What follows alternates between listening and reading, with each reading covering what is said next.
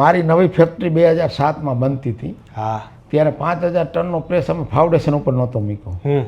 એનો hydraulic pump આવે, એનું હાર્ટ કહેવાય. એ ત્યારે એનો 25 લાખ રૂપિયા ભાવ હતો. ઓહો. વરમોરાની અંદર શેકમીનો પ્રેસ હતો અને એનો પંપ બગડી ગયો. હા. તો શેકમીના અહીંયા ડેપો તો એમાંય પંપ નહોતો. હા. એને ઇટાલીથી મગાવવો પડે.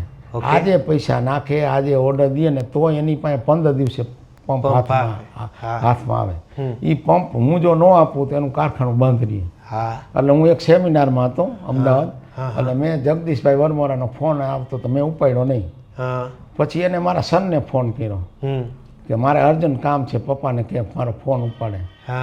તો મને મારા સનનો મેસેજ આવ્યો કે જગદીશ માસાને કાંઈક અર્જન્ટ કામ છે.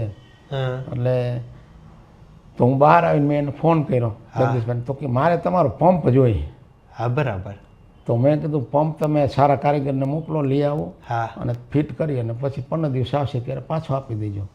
હવે જો મારે ન આપવું હોય તો મારી પાસે ઘણા બધા સારા કારણો હતા. ભાઈ હું મારા ભાગીદારને પૂછી જોઉં, એ હા પાડે ન પાડે, ખોટું કામ કહી દઉં ભાઈ મારા ભાગ જગદીશભાઈ આપણે તો બહુ સારા સંબંધ છે, આમ છે તેમ છે, મારા ભાગીદારનું મન માનતું નથી. મને હવે પંપ આપ્યા પછી એ પંપ અહીંયા એના હાથે ખરાબ થઈ જાય અને મારો પ્રેસ જેથી પ્રોડક્શન ચાલુ કરું નવી ફેક્ટરીનું તેથી મારો પ્રેસ ન હાલે તો મારે પંપ લેવા ક્યાં જાવ અને કેવી રીતે નક્કી કરવું કે એના કારીગરથી બગડ્યો કે મારા કારીગરથી બગડ્યો.